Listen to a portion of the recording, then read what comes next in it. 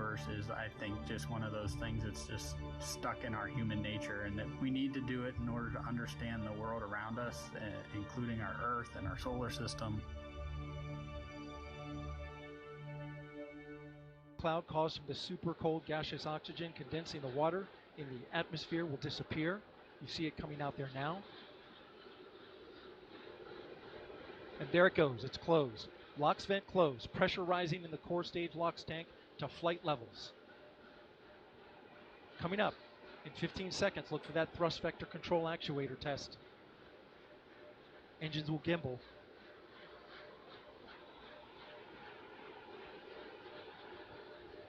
And there they go. The 4 core stage RS-25 engines gimbaling around, testing the ability to steer the rocket into space. They will operate at 109% performance. Each RS-25 throwing down 500,000 pounds of thrust. All 4, 2 million pounds. Altogether with the boosters, 8.8 million pounds of thrust. GLS is go for upper stage to internal power. Now the upper stage has gone to internal power. So power is removed from the rocket's upper stage, the ICPS, and it's been switched to battery power. The same milestone is coming up for the core stage at T-minus 1 minute and 30 seconds.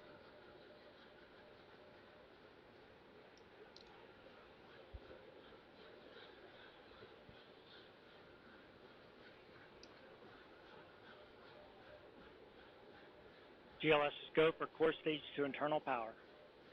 The rocket's core stage, which houses the 3 flight computers, is now on battery power. So there is no more hold time available because there's no more margin on the batteries. So if we have a hold, we'd have to recycle back to T-minus 10 minutes and recharge those batteries. The count continues. A note now, shortly after liftoff. 1 minute. Shortly after liftoff, Mission Control Houston will take control of the rocket, and my colleague, Leah Cheshire, will take over commentary. T-minus 50 seconds and counting. Coming up at T-minus 33 seconds, the GLS will hand off control to the ALS. This is the autonomous launch sequencer. On board the rocket, it will take over command and control of the rocket. But the ALS will check, make sure there's no holds coming from the ground up until T-minus 2 seconds. GLS is go for ALS. And we are go for ALS. The Space Launch System is now counting down to liftoff of Orion on its maiden voyage to the moon. Launch team can no longer recycle the count. Sound suppressor water now 15. Flowing under the ML. And here we go. 10. Hydrogen burn-off igniters initiated. 7, 6, 5. 4-stage engine start. 3, 2, 1. Boosters in ignition. And liftoff of Artemis I. We rise together back to the moon and beyond.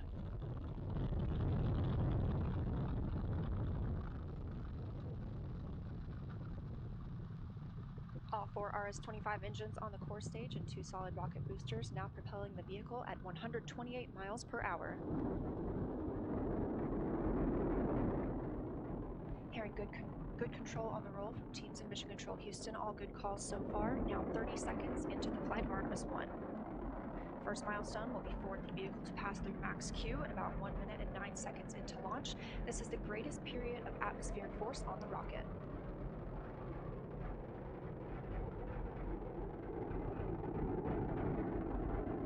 SLS now traveling 607 miles per hour.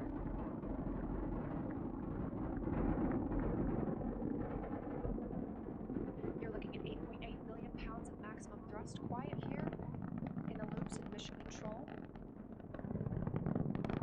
4 core stage engines are throttling down ahead of passing through max Q.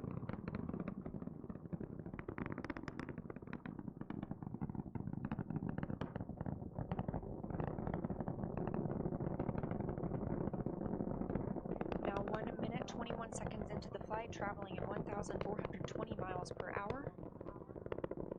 The 4 core stage engines are back at maximum thrust.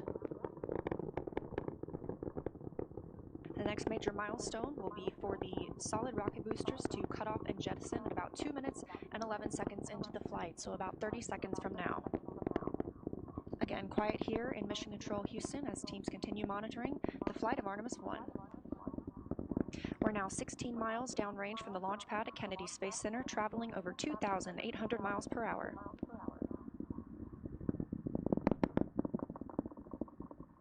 Standing by for solid rocket booster jettison and shortly thereafter.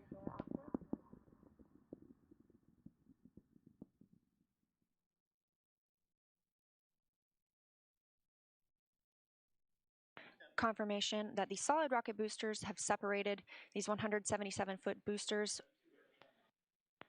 Now the core stage continues to power the flight of Orion, all four RS-25 engines firing, traveling over 3,400 miles per hour, 46 miles downrange.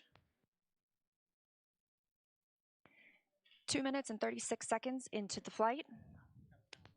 Hearing nominal calls here in Mission Control Houston. We've still got 4 good engines on the core stage.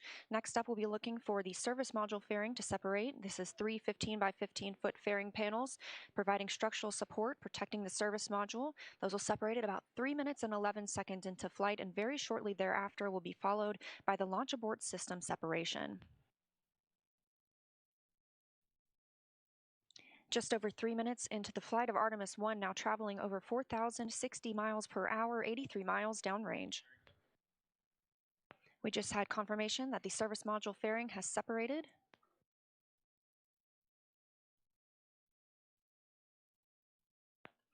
And that the launch abort system pyros have fired, separating those from Orion as well. For future crew members,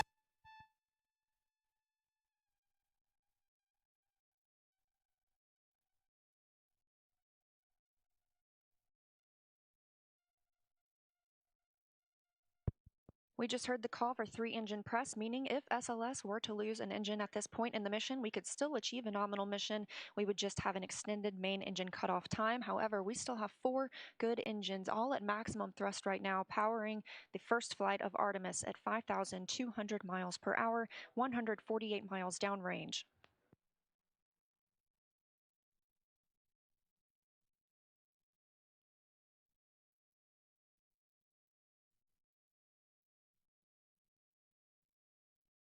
We're 4 minutes and 16 seconds into the flight of Artemis I. So far, we've had a clean ascent.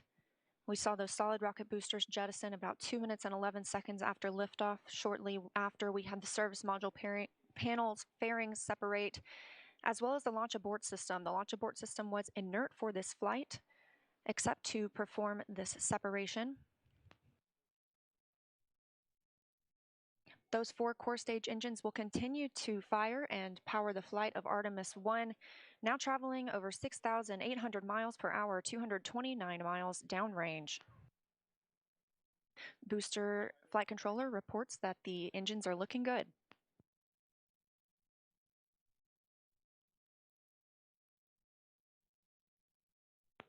Our core stage main engine cutoff time is about 8 minutes and 3 seconds. We are now 5 minutes and 11 seconds into the flight, 7,656 miles per hour. Again, 4 good core stage engines, those 4 RS-25 engines. The last time those core stage engines flew, they were taking space shuttles to orbit, and now with upgraded capabilities, they're launching the future of human spaceflight.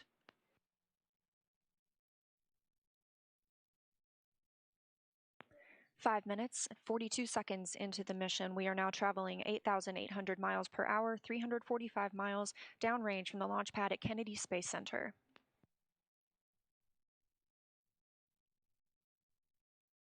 Again, we are anticipating core stage main engine cutoff at about 8 minutes and 3 seconds. And about 10 seconds later, we'll see core stage separation, at which point Orion and the interim cryogenic propulsion stage will be flying free. Now traveling over 10,000 miles per hour, 6 minutes and 15 seconds into the flight of Artemis I, 427 miles downrange. Quiet here on the loops in Mission Control Houston. Teams continue to monitor this first flight.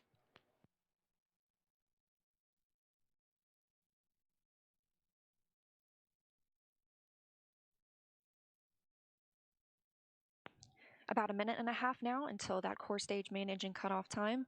Our 4 core stage engines continue to fire maximum thrust.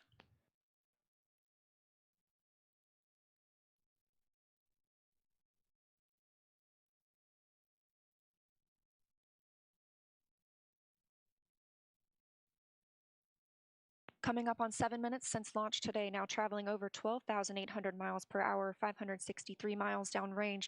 Again, still quiet here in Mission Control, Houston.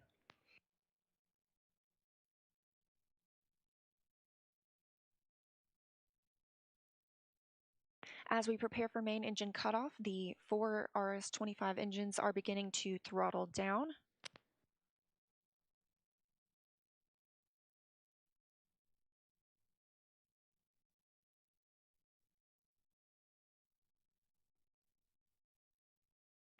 "30 seconds now until core stage main engine cutoff. All 4 engines continue to throttle down.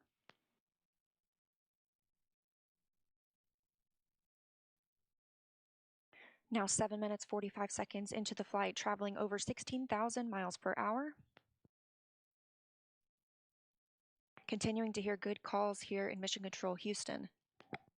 We're standing by for core stage main engine cutoff.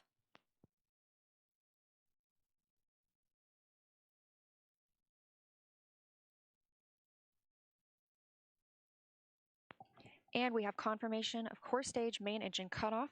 Orion is now in Earth's orbit. The flight dynamics officer reports that we have a nominal main engine cutoff. And we just heard the call for core stage separation. That means Orion and the interim cryogenic propulsion stage are now flying free from the core stage of the Space Launch System. The next milestone will be solar array deploy approximately 18 minutes after liftoff. But before Orion stretches its wings, let's check back in with our friends at Kennedy Space Center and hear all about what it was like to hear the rocket roar off. So congratulations.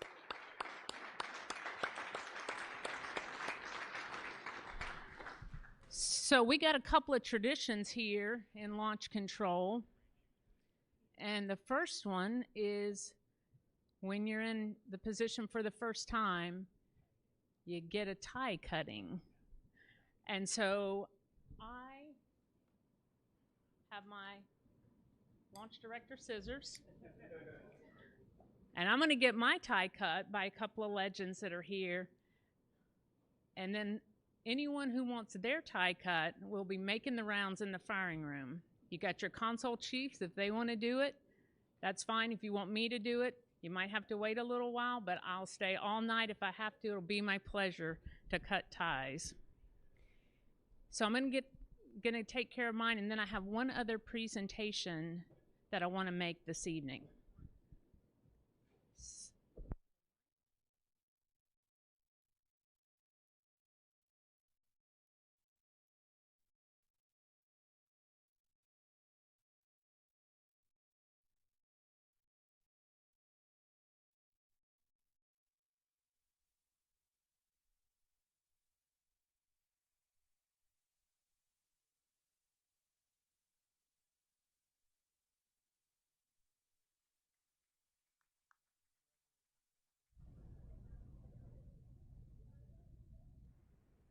Properly configured, again, Orion will no longer need to rely solely on battery power.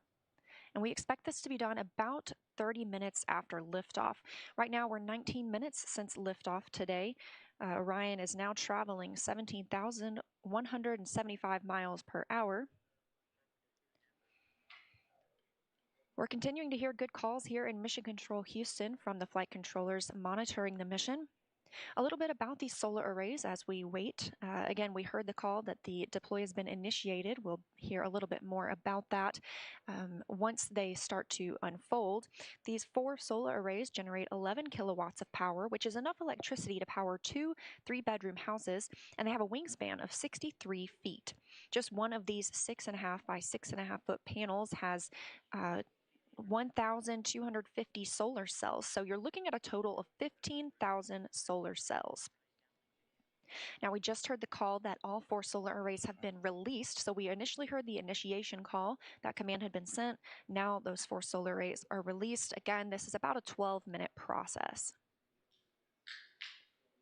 The solar arrays will deploy straight, and you're getting a live view right now. This is really exciting.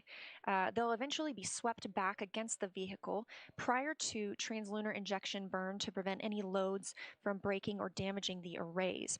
And on the end of each solar array is a camera that will capture imagery for us throughout the mission, along with a few other cameras placed outside and inside the spacecraft to help us monitor and perform various other inspections. Of course, if you recall the Apollo capsule design, there were no solar arrays. We had fuel cells instead. So this design with arrays gives us the opportunity to stay in orbit longer since we practically have no limit to the energy available for use from the sun. Coming up on 21 minutes since liftoff. Orion is attached to the interim cryogenic propulsion stage. You can see those 4 solar arrays unfolding now. And again, Artemis I is a flight test. It's paving the way for a sustainable presence at the moon. Looking forward to the future, Gateway will be our space station in lunar orbit. And we have some similarities and differences in the solar arrays unfolding right now on Orion and those that'll be on Gateway. So like we're seeing now, these are deploying autonomously. The Gateway solar arrays will as well. And while these generate those 11 kilowatts of power, the 2 rollout solar arrays, or ROSAs, on Gateway will generate 60 kilowatts of power. That ROSA design is currently being tested aboard the space station. We have 2 new ones installed and a spacewalk conducted earlier today, preparing for another set.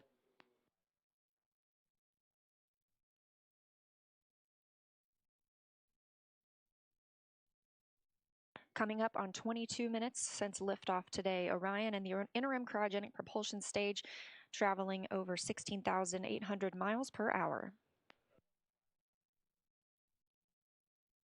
The solar arrays deploying now are part of the European Service Module. It's comprised of 20,000 parts and components. The Service Module was developed as part of an agreement between NASA and the European Space Agency, or ESA. This is the first time NASA is using a European-built system as a critical element to power an American spacecraft.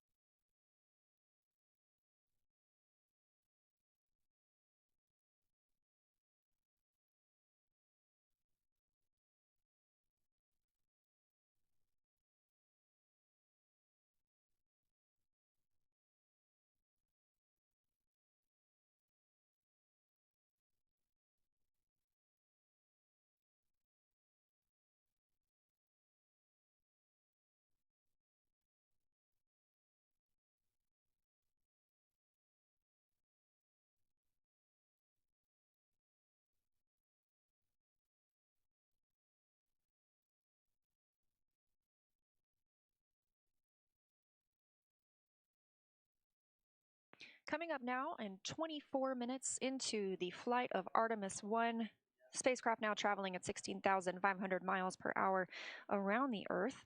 We are in solar array deploy, and we have confirmation all 4 arrays are deployed.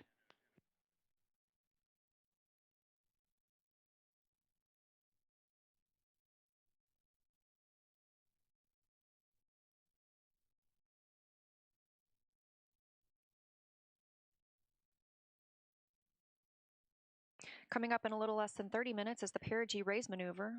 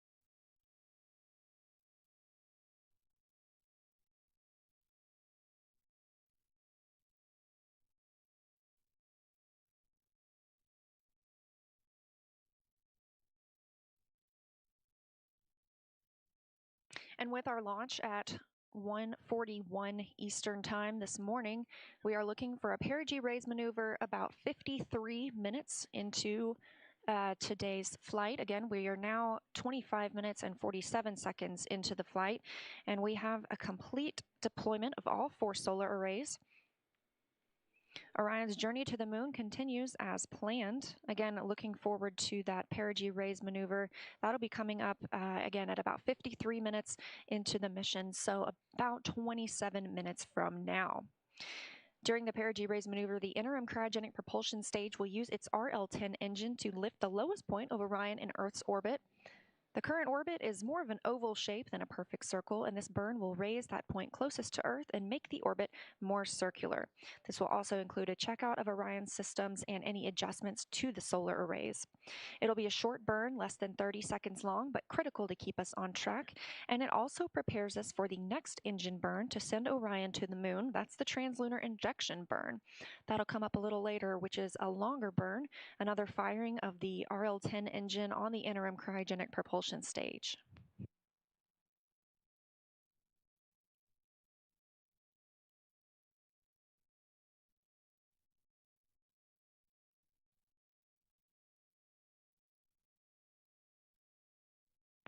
We caught a glimpse there of those solar arrays, and with all 4 solar arrays properly deployed, Orion's journey to the moon continues, and we've got more operational updates coming up shortly, but for now, I'm going to toss it back to Megan and Kayla at Kennedy.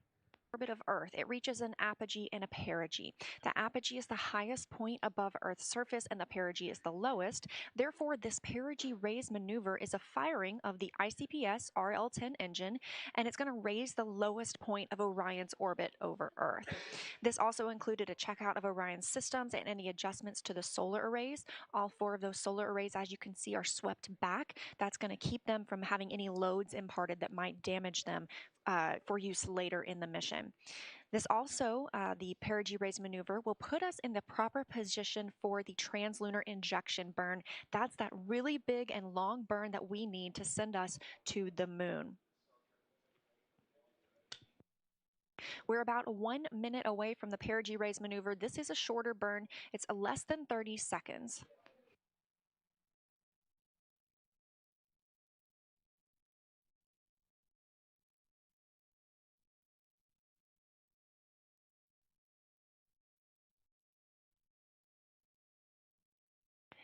About 45 seconds until the perigee raise maneuver.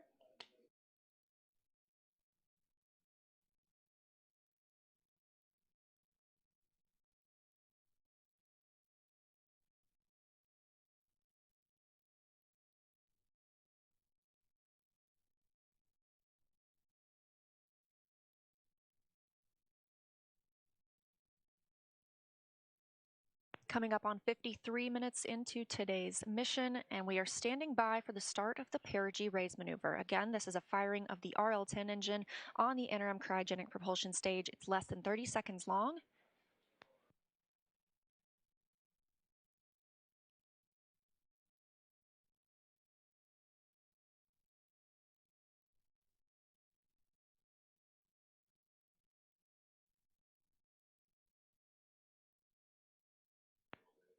And we have confirmation of perigee raise maneuver ignition and full thrust. This is a live view from the spacecraft. Again, a really short burn. We're standing by for the cutoff.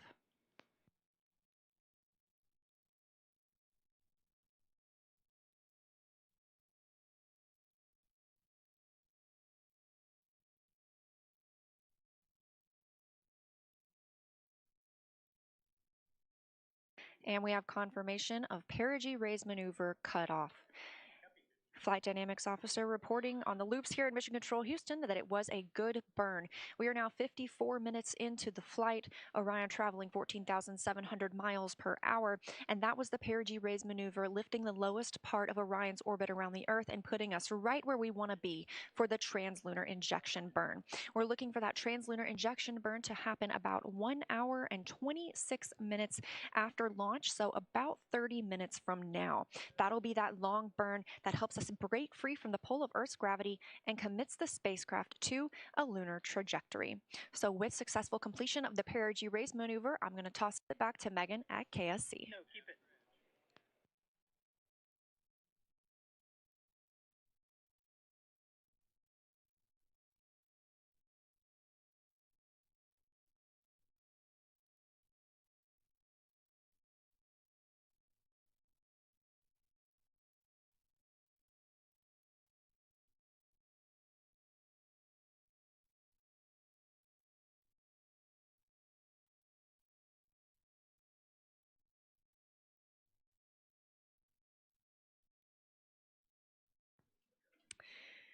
And we had a great ride to orbit today. We are now 1 hour and 2 minutes since we launched the Artemis I mission. Orion is traveling with the interim cryogenic propulsion stage, now almost 15,000 miles per hour. We recently saw the perigee raise maneuver. That's where we lifted the lowest point of Orion's orbit around the Earth, and it puts us in the perfect position to prepare us for translunar injection burn coming up in about 25 minutes.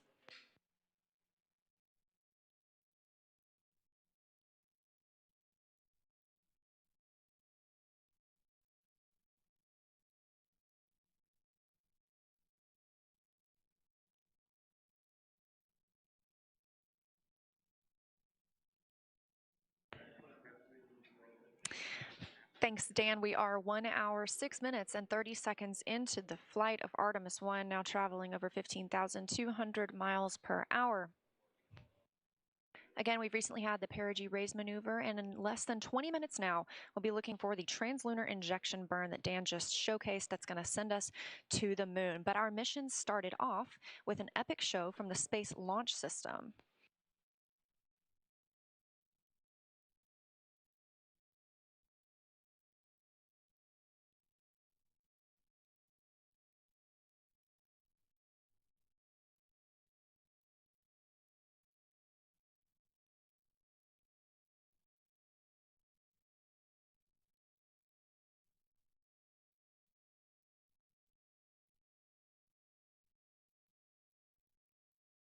All right, and we are now 1 hour and 12 minutes into the flight of Artemis I.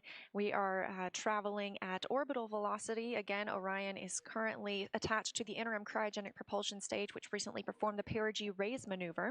And we are standing by for translunar injection burn, now less than 15 minutes away. It's going to be about an 18-minute burn that will commit us to the moon. Part of the Artemis program's goal is to inspire the next generation of dreamers and explorers. So we want to show you what students are doing right now to bring the Artemis missions to life. NASA's Artemis mission will land the first woman and the first person of color on the moon. And today's students are the Artemis generation. If you're a student, you can design and build technologies that support the Artemis mission with NASA's Artemis Student Challenges. No matter your background or experience, you're invited to choose a challenge that interests you, whether it's rockets, robots, tools, software, vehicles, or other technologies. There's an exciting challenge for you. So find a mentor and build a team of students. Review the rules and requirements, and bring your ideas to life with NASA's Artemis Student Challenges. Visit stem.nasa.gov/Artemis and see how you can join one of NASA's mission-related student challenges.